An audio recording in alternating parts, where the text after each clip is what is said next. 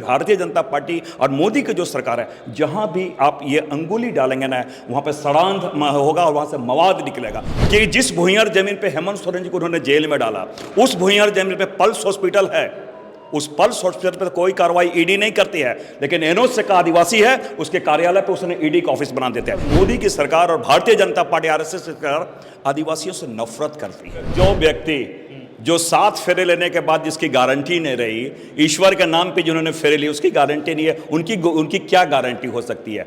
Guarantee तो हमारे राहुल गांधी जी के, जो उन्होंने 5 गारंटी, उसके बाद 25 गारंटी को उन्होंने न्याय जो दे दिया है। जब से मोदी जी आए हैं, वो अपने को कहीं न कहीं वो हिटलर की तरफ वो चल रहे हैं, तानाशाह की ओर अग्रसर हो चुके हैं। इस वक्त देश में 2 गारंटी की चर्चा हो रही है। पहली गारंटी मोदी की है और दूसरी राहुल की है।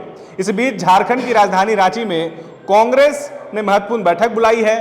चर्चा जो हो रही है गारंटी की हो रही है। हमारे साथ सुखदेव भगत है बातचीत करने के लिए, और प्रत्याशी हैं लोहरदगा के, इनके सामने समीर उरांव हैं। पहले तो ये कि मीर साहब ने ऐसा आज क्या कहा, 14 लोकसभा सीट को भेजने की क्या रणनीति आप लोगों को दी, क्या गुरु मंत्र उन्होंने दिया? सबसे पहले तो आपने जिस मोदी जी की गारंटी की बात कही, जो व्यक्ति जो 7 फेरे लेने के बाद जिसकी गारंटी नहीं रही, ईश्वर के नाम पे जिन्होंने फेरे ली उसकी गारंटी नहीं है, उनकी क्या गारंटी हो सकती है? गारंटी तो हमारे राहुल गांधी जी के, जो उन्होंने 5 गारंटी, उसके बाद 25 गारंटी को उन्होंने न्याय जो दे दिया है, वो बहुत बड़ी बात है। और मैं एक बात स्पष्ट करूं, जिस गारंटी की आपने बात की है, ये राहुल जी की गारंटी नहीं, ये देश की गारंटी है। जो उन्होंने लगातार पद यात्रा के माध्यम से कन्याकुमारी से कश्मीर तक और मणिपुर से जो बॉम्बे तक का उन्होंने पद यात्रा की है, आम लोगों से, हर वर्ग से, चाहे मजदूर वर्ग हो, किसान हो, चाहे एनजीओ के लोग हो, जो चाहे अलग अलग बिजनेस सेक्टर के लोग हैं, कारपोरेट घराने के लोग, हर वर्गों से वो मिले हैं। और वो देश को न केवल बचाना चाहते हैं, वरन संविधान को बचाना चाहते हैं, और संविधान के माध्यम से इस देश को बचाना चाहते हैं। जब से मोदी जी आए हैं, वो अपने को कहीं न कहीं वो हिटलर की तरफ वो चल रहे हैं, तानाशाह की ओर अग्रसर हो चुके हैं। यही एक कारण है कि देश की चुनी हुई सरकार को, आपने देखा होगा, मैं झारखंड की बात कर रहा हूँ, लगातार जिस प्रकार हेमंत सोरेन जी की चुनी हुई सरकार को जिस प्रकार प्रताड़ित करके उन्हें जेल में डाला गया, और उस मुद्दे पे, क्योंकि CNT act, Chotanagpur tenancy act में जो भूंइयर जमीन होता है वो सेलेबल नहीं होता है, पंजी 2 में वो किसी व्यक्ति के नाम पे नहीं होता है। लेकिन ये एंटीसिपेशन में है कि हाइपोथेटिकल ये एज्यूम कर लिया आपने कि ऐसा होता, वो लेते उसके आधार पर उन्हें जेल में आपने डाल दिया है। एक बात मैं आपको बताऊँ, ये सरकार और विशेषकर मोदी की सरकार और भारतीय जनता पार्टी आरएसएस सरकार आदिवासियों से नफरत करती है, आदिवासियों को देखना नहीं चाहती है, और यही एक कारण है उसे बनवासी करती है। उसका सबसे अच्छा उदाहरण मैं बताऊं कि जिस भूंइयर जमीन पे हेमंत सोरेन जी को उन्होंने जेल में डाला, उस भूंइयर जमीन पे पल्स हॉस्पिटल है, उस पल्स हॉस्पिटल पर कोई कार्रवाई ईडी नहीं करती है, लेकिन एनोस से का आदिवासी है, उसके कार्यालय पे उसने ईडी का ऑफिस बना देते हैं। ये सोच है ये भारतीय जनता पार्टी आरएसएस के लोगों का। भाई इसलिए दुख होता है, इसलिए आदिवासी के लोग काफी यहाँ पे झारखंड में आक्रोशित है। क्या उन्हें अगर वो संविधान में विश्वास करें, संवैधानिक पद्धतियों से, प्रजातांत्रिक पद्धतियों से अगर वो चुनाव जीत के आते हैं, तो उसकी गलती क्या है? एक दूसरी बात, मैंने कहा ये लड़ाई कहीं न कहीं आदिवासी अस्मिता की लड़ाई है। एक तरफ तो आप शेरों की गिनती करते हैं, हाथियों की गिनती करते हैं, लेकिन हमारी पूजा पद्धति, हमारी परंपरा, हमारी धार्मिक आस्था, हमारे पाहन, हमारे पुजार, हमारे सरना स्थल, जिनको हम मानते हैं, प्रकृति के हम पुजारी हैं, वो अगर कहते हैं कि भाई जनगणना कॉलम में अगर हमारा भी ये नाम हो, हमारी भी एक रिलीजियस आइडेंटिटी हो, सरना धर्म कोड की बात करें, वो क्या बोलते हैं, वो हमें मानते भी नहीं है, और तो और वो कॉलम बंद कर दिए हैं। और इसलिए हम इस बात को कहना कि जब विधानसभा से पारित होने के बाद जब हमने केंद्र में भेजा और 12 सांसद भारतीय जनता पार्टी के, वहाँ पर एनडीए के लोग हैं, वो मौन हैं। ये समीर जी जो भारतीय जनता पार्टी के आपके प्रत्याशी हैं, वो 6 साल से वहाँ पर रहे, राज्यसभा सांसद रहे और अनुसूचित जनजाति के राष्ट्रीय अध्यक्ष रहे, लेकिन वह इतने गूंगे हुए, उनके मुंह से कोई शब्द नहीं निकला, ना तो सरना धर्म के बारे में कोई निकला, ना जल जंगल जमीन के बारे में कोई निकला, ना मणिपुर के बारे में कोई निकला। और तो और जो एक मध्य प्रदेश में जहां भारतीय जनता पार्टी की सरकार है, वहां पर एक आदिवासी के मुंह पे वो मूत्र त्यागा जाता है, उसके बारे में मौन हुआ जाता है।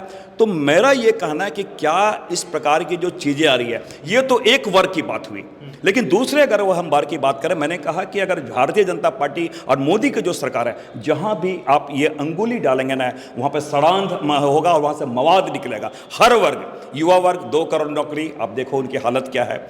किसान, भारत एक कृषि प्रधान देश है। इस कृषि प्रधान देश में किसान अपने उपज का दाम मांगते हैं, MSP की बात करते हैं, न्यूनतम समर्थन मूल्य की बात करते हैं, उन पर गोलियां बरसाई जाती है। उनके क्यों, उस पर कितने पैसे लगते हैं, लेकिन कॉरपोरेट घरानों के 15 लाख करोड़ रुपए राइट ऑफ कर दिए जाते हैं। और दूसरी बातें कीती है, कितने भ्रष्टाचारी हैं सरकार, इलेक्टोरल बॉन्ड के माध्यम से आपने देखा होगा, जिनकी आय यहाँ पे 15 करोड़ रुपया नहीं, वो भी 237 करोड़ रुपया को वो चंदा इन्हें दे रहे हैं। वो कहीं ना कहीं एक्सटॉर्शन है, हफ्ता वसूली की तरह है। और एक बात बता रहा हूँ, आर्थिक सेक्टर की अगर हम बात करें, आर्थिक सेक्टर की बात इसलिए मैं कर रहा हूँ कि जब से देश आज़ाद हुआ उस समय से देश के विकास के लिए 15 लाख करोड़ रुपए का कर्ज ऋण लिया गया था, वर्ल्ड बैंक हो कहीं और से, लेकिन 7 सालों में 215 लाख करोड़ का उन्होंने ऋण लिया। तो कहने का मतलब है इकोनॉमी रूप से वो खोखला हो चुके हैं। अभी आपने देखा होगा कि ये हमारे लद्दाख में जो लगातार अनशन में बैठे हुए, चीन हमारे एरिया में कैप्चर कर चुका, लंका का जो हालत आप देख लीजिए। तो हर सेक्टर पे वो मुझे लगता है कि ये सरकार ये त्रस्त कर चुकी, जनता को त्रस्त कर चुकी। एक सबसे बड़ी बात है, देश का प्रधानमंत्री में एक दायित्व बोध होता है, सेंस ऑफ रिस्पॉन्सिबिलिटी होता है। लेकिन मणिपुर क्या हमारे देश का अंग नहीं है क्या? मणिपुर में जिस प्रकार जातीय दंगा किए गए हैं, जिस प्रकार अल्पसंख्यक महिलाओं के साथ जिस प्रकार दुष्कर्म किए गए हैं, मोदी जी विजिट तो दो, अभी भूटान वो गए हैं लेकिन मणिपुर नहीं गए, विदेश जा रहे लेकिन मणिपुर नहीं जा रहे, उनका क्या दायित्व बनता था? इसलिए मैंने कहा कि ये सरकार जिस प्रकार अहंकारी हो गई, तानाशाही हो गई है, ये पूरी की पूरी लड़ाई ये जनता वर्सेस एक तानाशाही हो गई है। लोहरदगा लोकसभा की क्या स्थिति है? ज़मीन पर आप हैं, लोगों से मिल रहे हैं, एकदम वो बताइए बात जो जनता जो सुनना चाह रही है, या लोहरदगा से जो लोग उम्मीद कर रहे हैं कि हाँ ये स्थिति है और ये जेन्युइन स्थिति है लोहरदगा की, कि हाँ वाकई वहाँ की जनता क्या सोच रही है। देखिए, अगर ये लड़ाई राष्ट्रीय लड़ाई है, पहली बात मैंने कहा कि जब बड़े कौज की लड़ाई होती है तो छोटी चीज़ें गौण हो जाती हैं।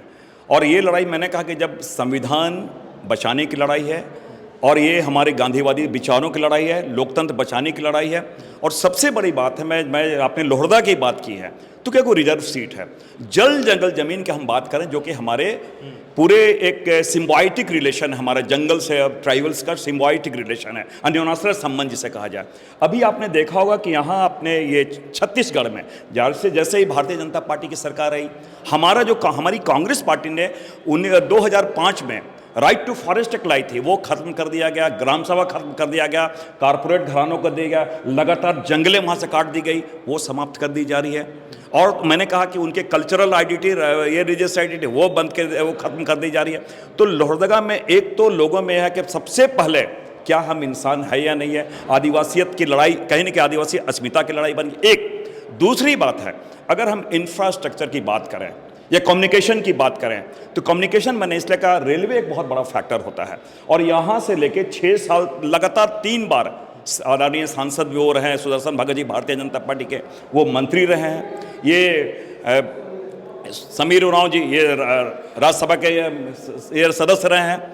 लेकिन आपने देखा होगा कि रेलवे की जो कनेक्टिविटी होनी चाहिए उसके बारे में मौन रहे हैं। तो लोहरदगा में सबसे जरूरी क्या है, मतलब जनता को, जैसे आप अगर मैं देखिए, मैंने कहा कि 2-3 आपने कहा संक्षिप्त में। देखो, सबसे बड़ी बात तो मैं आज भी इस बात को कह रहा हूं कि अगर लोहरदगा की बात करें तो जो बेसिक इंफ्रास्ट्रक्चर जो आनी चाहिए केंद्र के माध्यम से, मैंने कहा कि केंद्र के माध्यम से, उसके बारे सरकार मौन, इसलिए मौन हो गया। मैं कह रहा हूं, आपने बेसिक चीज कहा, तो मैं एकदम न्यूक्लियस में आम आदमी को ले जा रहा हूं।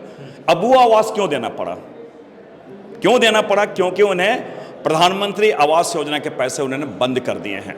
दूसरी बात, हमारे जो सेंटर से जो आते थे, हमारे ये पीडीएस सिस्टम जो राशन रहा है, उनको उन्होंने बंद कर दिया है। तो इस प्रकार ये छोटी छोटी बातें जो केंद्र प्रायोजित योजना है वो बंद कर दी जा रही है।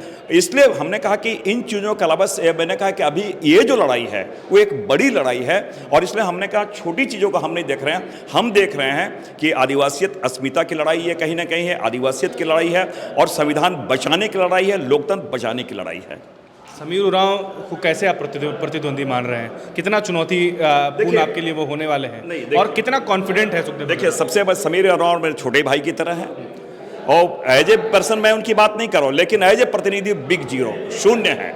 और मैं समझता हूँ कि इस बार वहाँ महागठबंधन और मैं कांग्रेस का जो प्रत्याशी हूँ, लोहरदगा जो सीट में कम से कम मुझे लगता है जो फीडबैक हमें मिल रहा है 1 लाख वोट से हम लोग आराम से जीतेंगे। बायोम मेडिकल प्रिपरेशन का एकमात्र संस्थान जहां है complete digital classrooms, individual doubt counters, video lectures, student tracking system, library facility, 100% result oriented rankers batch, study package and class notes in PDF। Jharkhand के इतिहास में पहली बार नीट UG में 700 मार्क्स पार। 10th पास स्टूडेंट्स के लिए फाउंडेशन कोर्स और 11th पास student के लिए फ्रेशर कोर्स। 12th पास स्टूडेंट्स के लिए टारगेट कोर्स 18 अप्रैल से शुरू हो रहे हैं। Contact biome.